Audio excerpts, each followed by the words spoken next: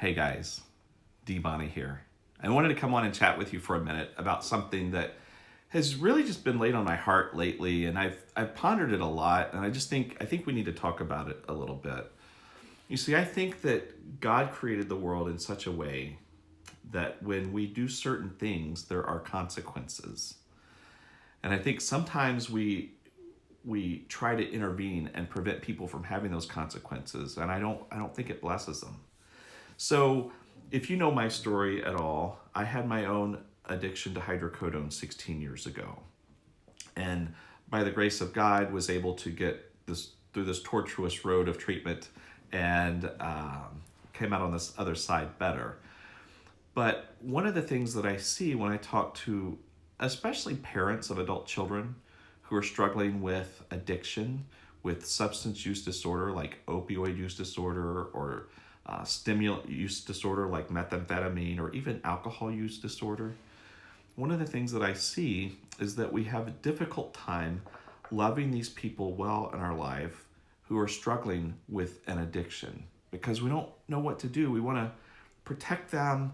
We don't want to hurt them. We want to love them well, but we don't want to enable them.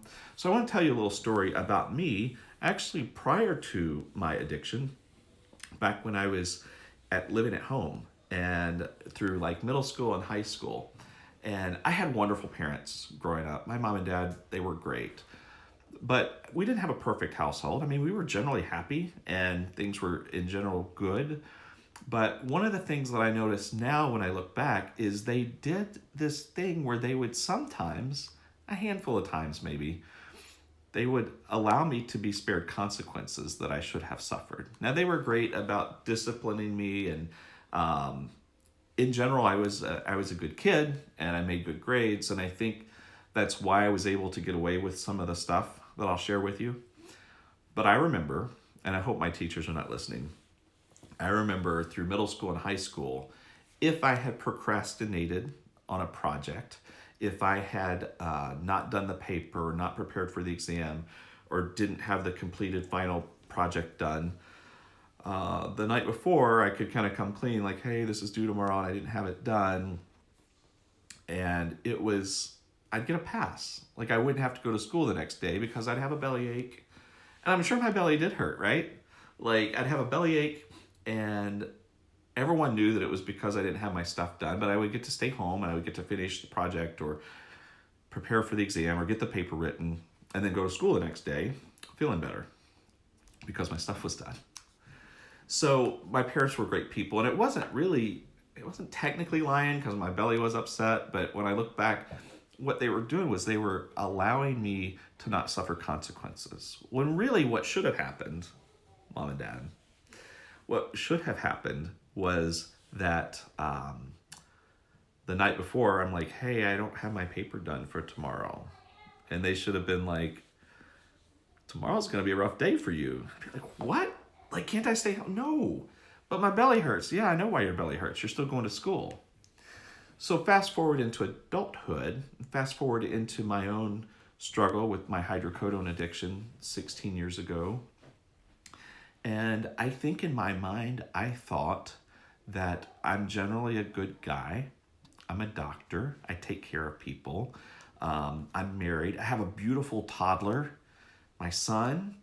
And if anything were to happen, if I were to get caught writing scripts for a family member, that I would get spared consequences. So, as it turns out, the world in general does not work that way.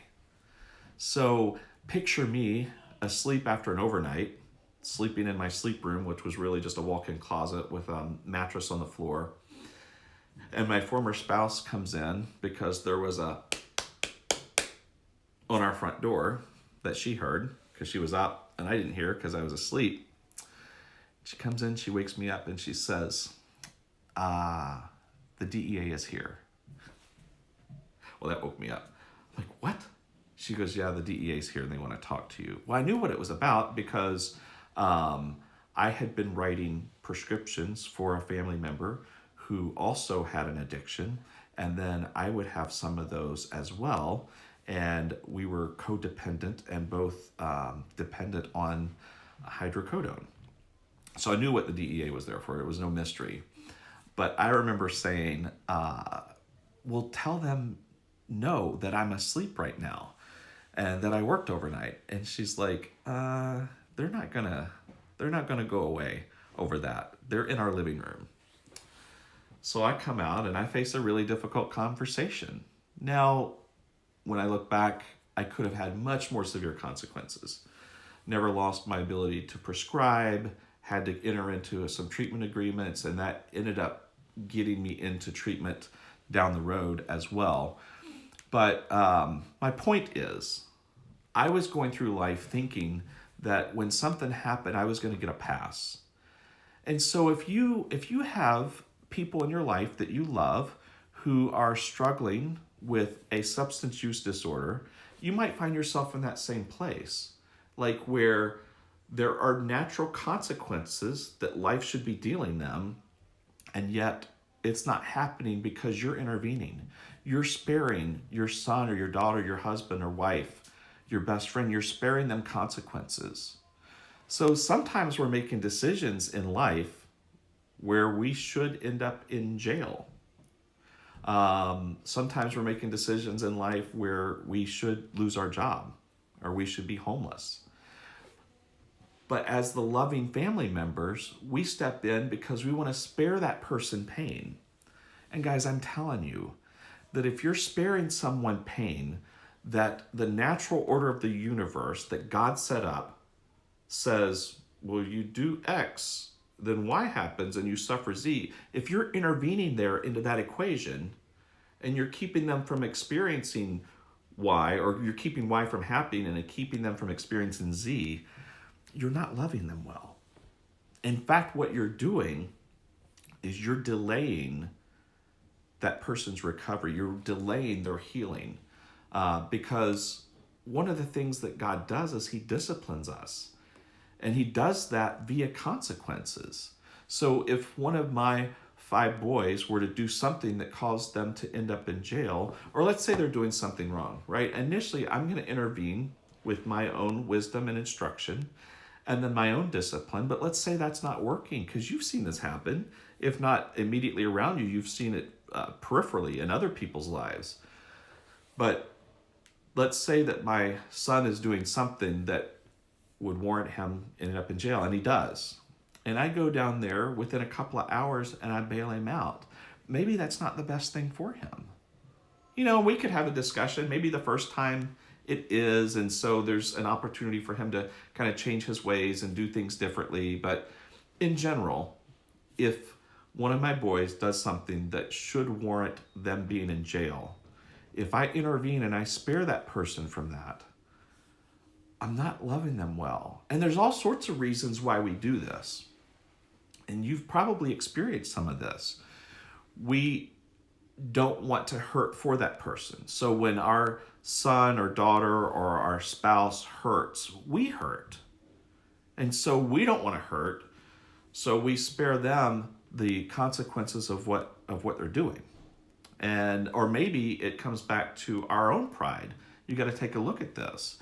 Is it that I don't want people in my social circle to know that my son is in jail for 2 months over drug paraphernalia? Is it that I don't want him to go to prison because that reflects poorly on me? So guys, we have to stop and really take a look at what our motives are. And don't get me wrong, I know that most of the time our motives are pure. Like, we want to love this person well. But you've heard of enabling. And a lot of times what enabling is it's eliminating consequences for someone. And so rather than that person suffering that consequence and then having to deal with that, right? If I had to show up at school as an honor roll student, an AB student, and say, nope, Mr. So-and-so, I did not write my paper, that would have felt bad. I probably only going to do that once, maybe twice. And I would have learned a lesson.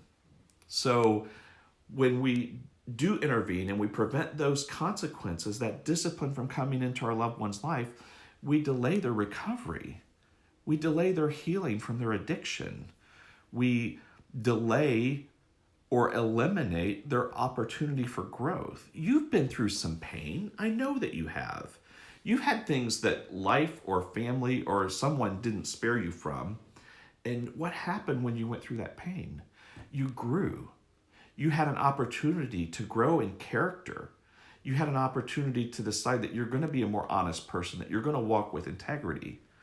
But see, if I lie to my boss and then my wife agrees to follow up that lie and support me, then I've not learned anything. I didn't suffer any consequences. But if I lie to my boss about something and then my wife is kind of put on the spot, she's like, I'm not telling that lie. And I get busted, right? If I keep my job, I'm probably not going to lie again. Not in that situation. So it's an opportunity for me to actually experience growth. It's an opportunity for my character to change, evolve, to get stronger. But when I'm spared consequences, guys, you take away my opportunity to become better. You take away my opportunity for life to teach me some lessons. I want to read this passage here. It is in Hebrews 12:11. It says, no discipline seems pleasant at the time, but painful. So if you got some stuff going on in your life and it's not painful, it's not really discipline. No discipline seems pleasant at the time, but painful. Later on, however, it produces a harvest of righteousness and peace. We all want peace. Produces a harvest of righteousness and peace for those who have been trained in it. So guys, allow your family member, allow your adult children to undergo some of life's disciplines. See, I believe that God is a perfect father, and I believe that he disciplines us out of love. And he does that through kind of the natural laws of life, right? If I go into a convenience store and I steal and I get caught, I'm going to go to jail. That's discipline. And I'm at a point in my life that I'm trying to be wise. Like when God disciplines me, I want to learn it the first time. I don't want to keep going through that same discipline over and over again. But you know people who do. You know people who are a revolving door around the jails. And so you've heard in recovery that some people, they don't change until they hit bottom. And unfortunately, some people, it even says in AA, some people don't ever actually hit bottom. And that's terrifying. But you can't change that. But they'll never get to bottom if you keep sparing them consequences. So that's how you love them well, is you put aside your own need to not hurt for that person. You put aside your own pride. You put aside your need for everything to just be okay. And allow there to be some consequences. And you can do that at the same time that you're walking with this person and that you're loving them well. They might not think it. They're going to try to manipulate the situation. Well, if you loved me, you would have got me out of jail. No. I loved you, so I'm letting you have some pain. And it hurts me to do that, but I love you enough to have this pain in myself watching you hurt. Because it's the only chance that you have of getting better. Guys, this stuff's important. You know, I mean, it really is life or death. So I hope this helps. I hope you find it encouraging. If it does, please share this video. Please subscribe to our YouTube channel. I'll try to keep bringing you good information here. And I just hope that I can help guide you along the way from pain that I've experienced in my life. Like I like to help people from places that I've been hurting before, from places where I've not gotten it right. So thanks for tuning in. I'll talk to you guys soon. Love you guys. Bye.